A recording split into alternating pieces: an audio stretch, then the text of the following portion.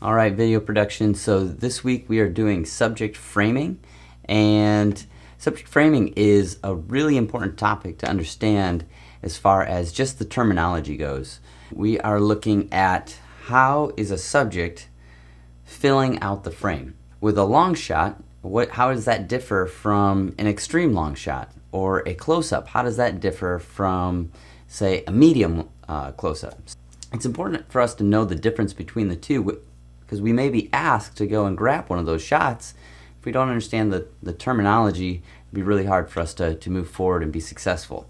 Here we go with the glossary of terms. An extreme close-up is as tight as you could possibly get on a subject. You want to get as physically close as possible. Those like small body parts will fill the entire frame. A close-up is where the subject's head is in frame with a little bit of their shoulders. A medium shot is from the waist to head high. And on all of these shots, you want to make sure that your eyes are on the top third line. A long shot incorporates the whole body of the subject. So we need to include the feet, we need to include all the way up to the head high.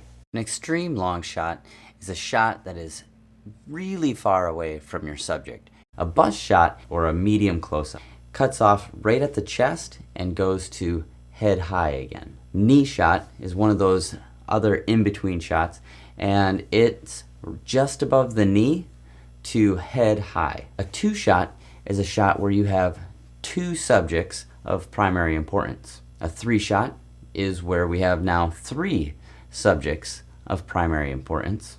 Over the shoulder is a shot that's really interesting. You can really frame your subject up in any one of those shots, from long shot to close-up. But in the foreground, we should have a shoulder in the side of the screen. Something that happens during over the shoulder shots is can give you a sense of kind of listening in, perhaps even spying on a conversation.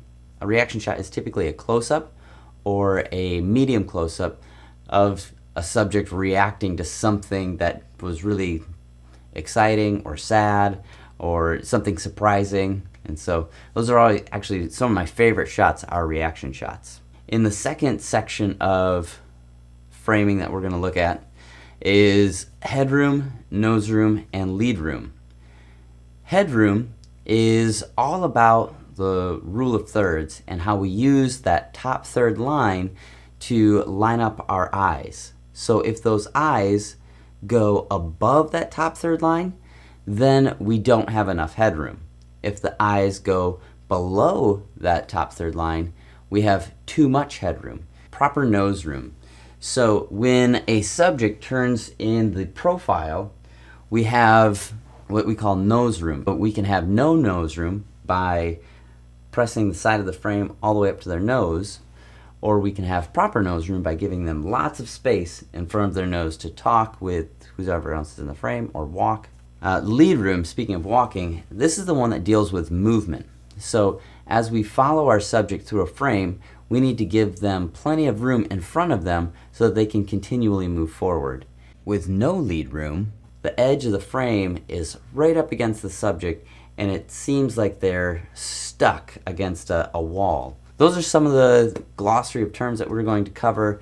I hope you guys were able to pick something up, and now it's time for us to go and experiment and figure out what these look like in our own work.